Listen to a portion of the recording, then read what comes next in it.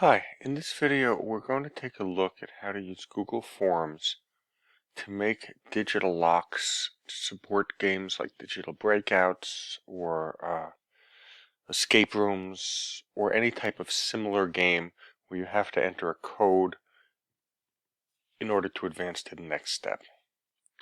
Okay, so the first thing you can see is that I've logged into my Google account, and I'm just going to go ahead and go to Google Drive because what I want to do here is I want to create a form. You do so by clicking New, More, Google Forms. First thing to do when you get into a form is to give the form a name so you don't wind up with this name of untitled form. So I'll call this one Digital Breakout Example. Okay, now this is the name of your file, but this title down here is what people are going to see on the form. So you can leave that the same, or you can change it depending on what you named it. You want it to be something, more intuitive or more meaningful for the user. The form description section can be used to kind of build your scenario or set the stage for what's going on here. So I might put in something,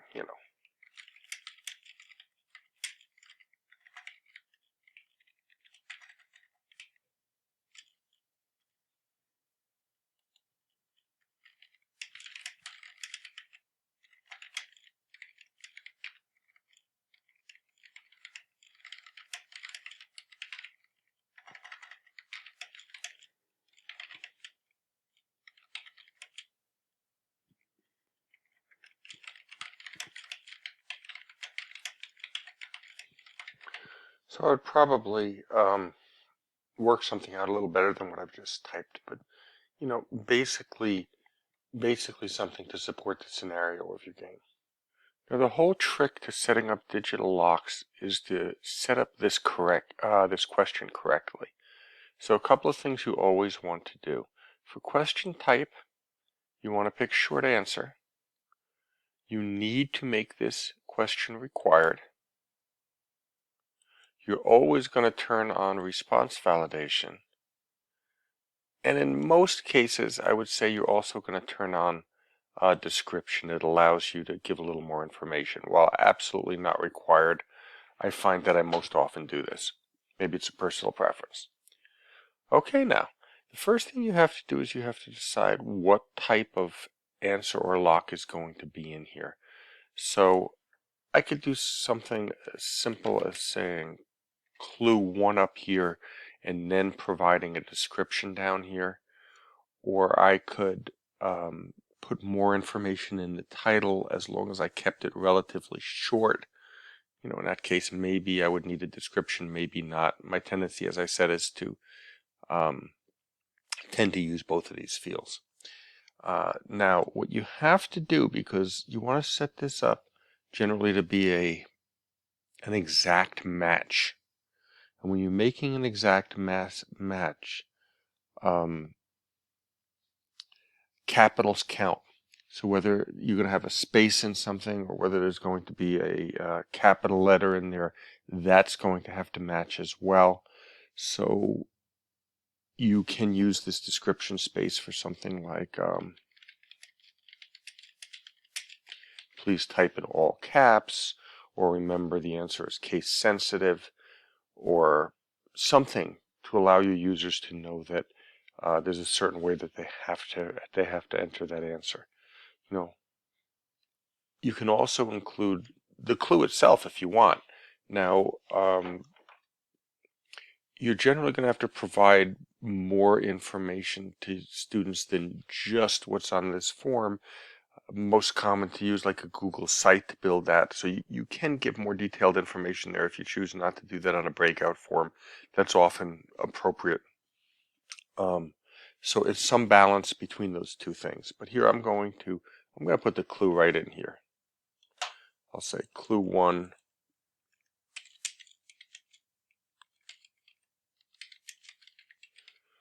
Okay, so I've told them that this is probably, unless I'm tricking them, some kind of place deriving from the Lenape word for sweet water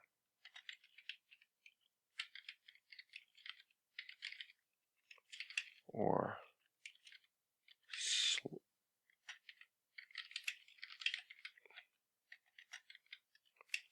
wow, having a little trouble with the typing this morning.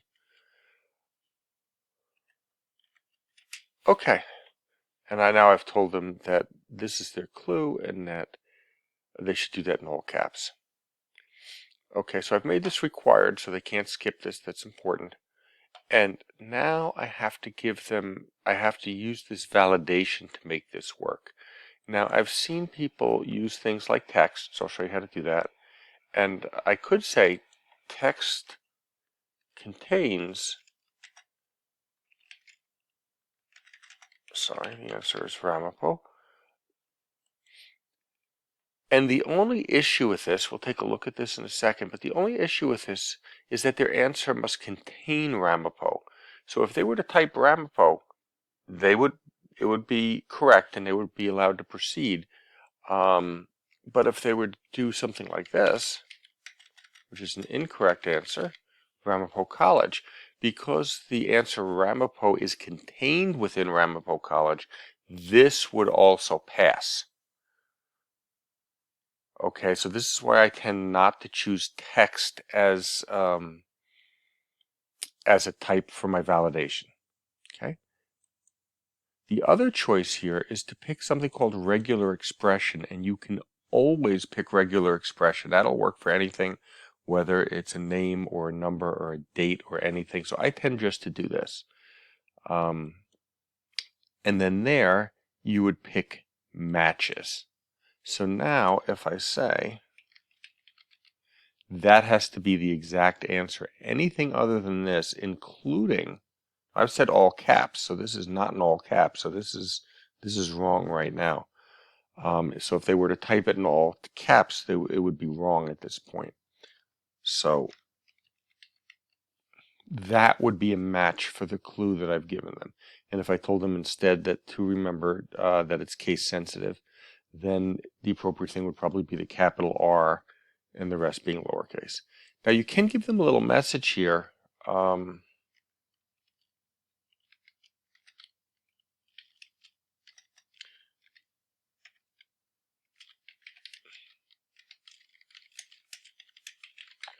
And if they do put in an incorrect answer, this is what will display.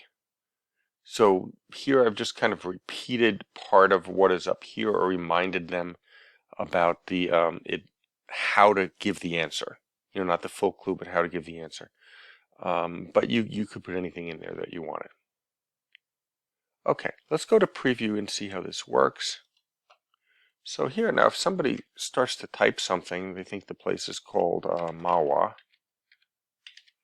As soon as they leave that box, they're going to be told that they're incorrect and that they need to do something different. If they were to type in Ramapo, you're going to find the same thing.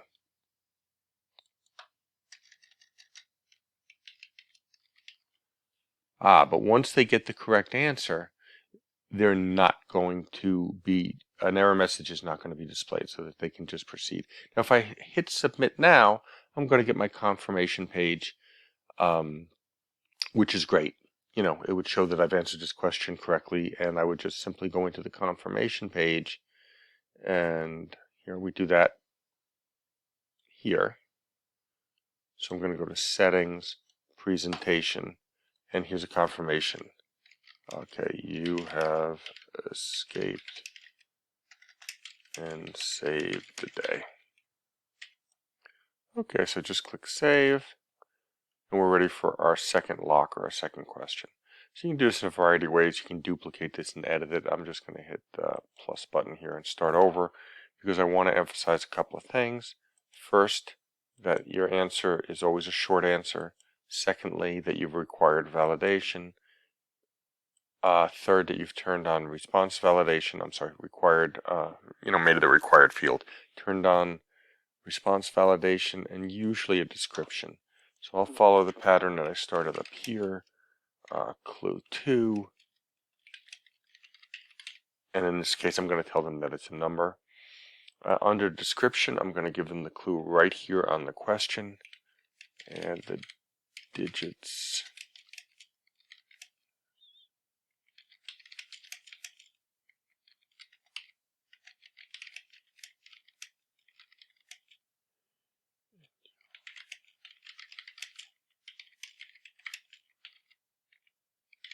Okay, so add the digits of this square of a square and you'll have another perfect square.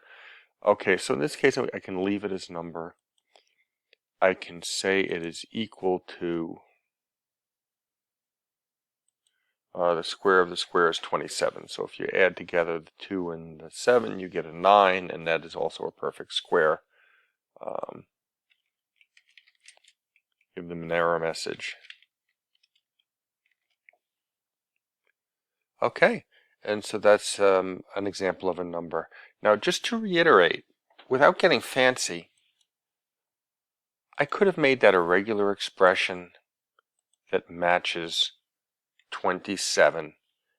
And even though I've designated it as a number up here, this will work perfectly. You can always use regular expression to do an exact match. It is really probably the easiest way to do it. And there we go. Okay, I'm going to say plus just to give another example. Clue 3 is going to be a date.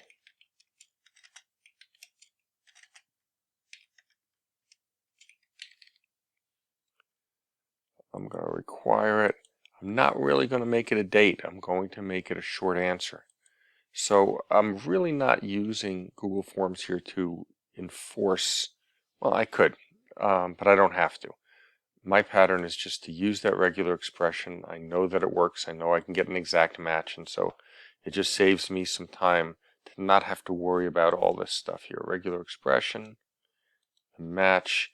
In this case, let's go back up to the description and put a clue in.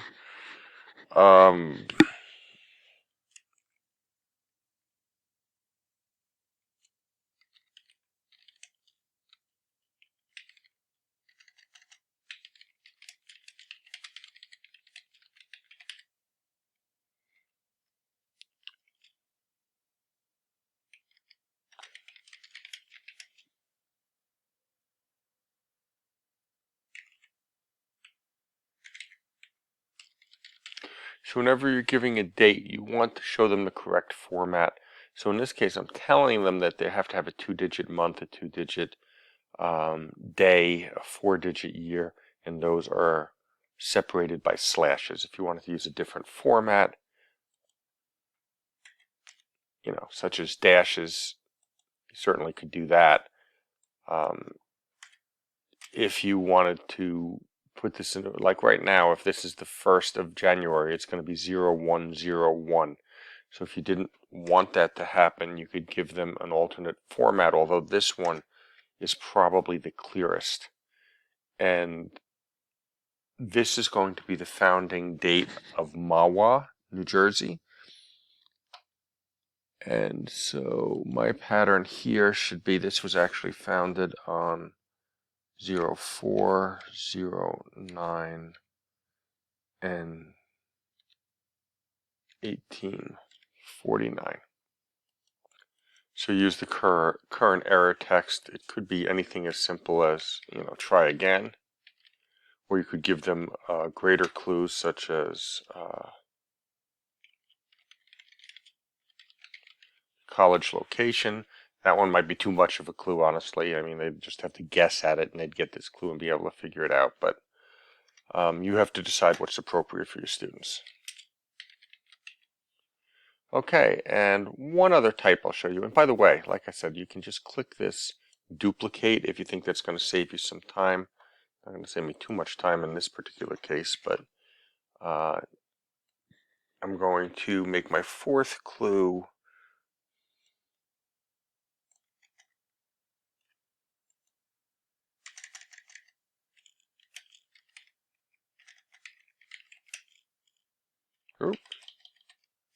old time place name. Okay. Clue I'm going to put here is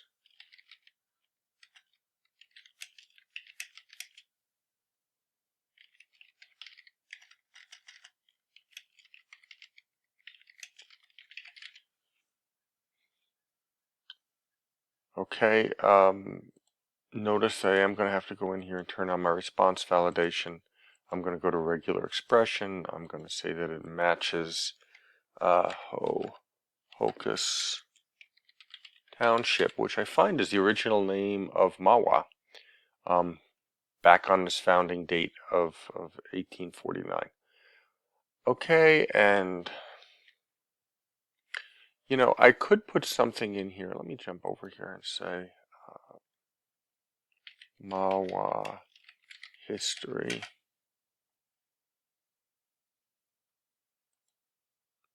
And this Wikipedia page actually tells me in here that this was originally named Hocus Township. I'm going to copy that address. So if I wanted to give them a big fat clue,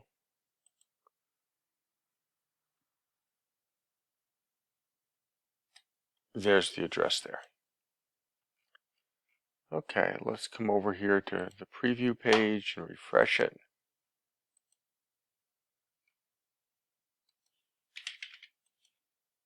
Okay, now this is not a link. Close that up. But your students would be able to copy and paste it and do that there. So just different options that you can use.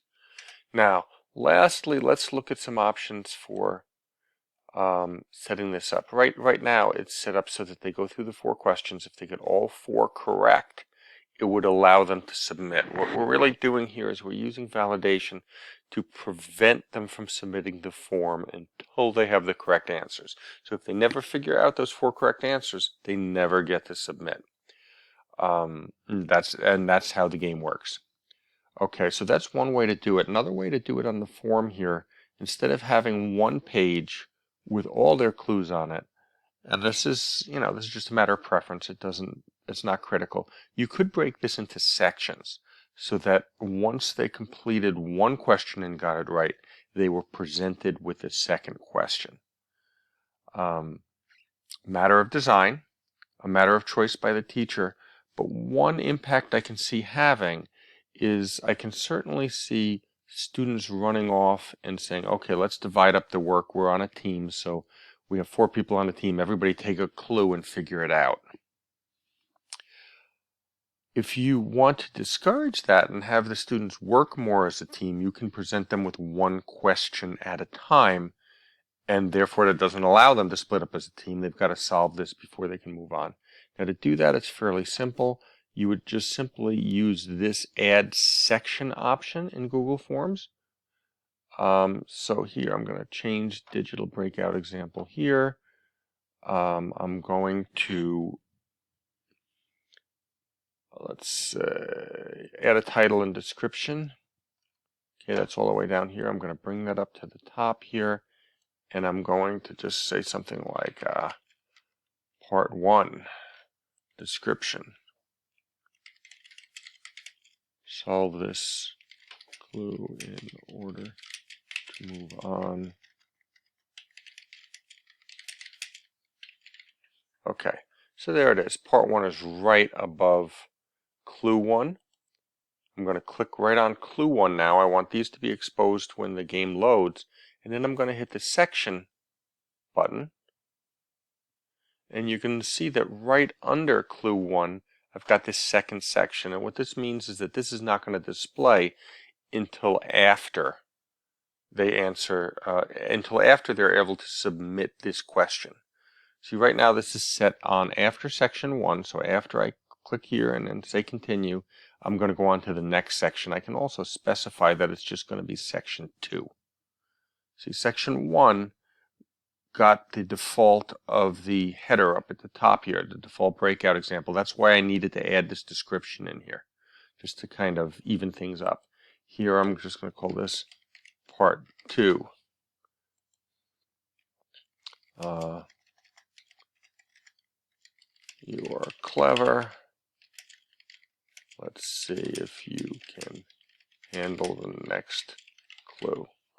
Okay, so now that's associated with number 2. I'm going to click right on 2 so that when I add my next section, it comes after that. But let's say for a second that I didn't, I made a mistake and I forgot and I added a section and added it all the way down at the bottom of the page. You can always just click it. Oh, I'm sorry, you can't click that. You can always just click your question and drag it down and drop it in there. Part 3.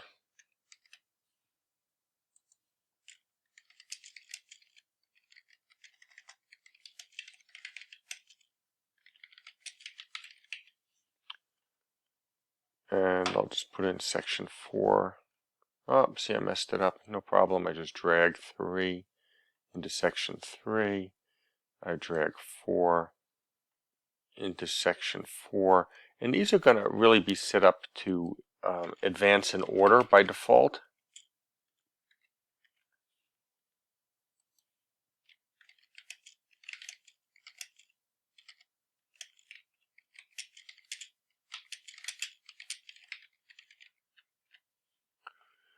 Okay, so this is, you see after section 1, I set it specifically to go to 2. This just says go to the next section, which would be 3 anyway. So I really don't have to, set it to 3, but, if you want to more or less confirm and double check that it's going to do that, or if you wanted for some reason to go off out of order, you can do that as well.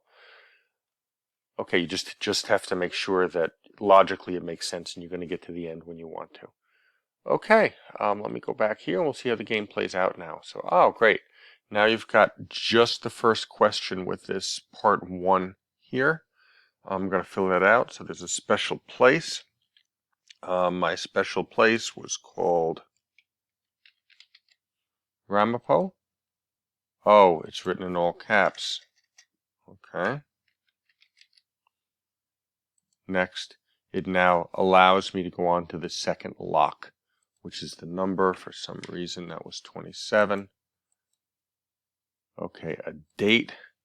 We're going to say that I'm going to put in 4/9/1849 because this is the way I would normally write a date. But you'll notice that I fail because it has to be an exact match.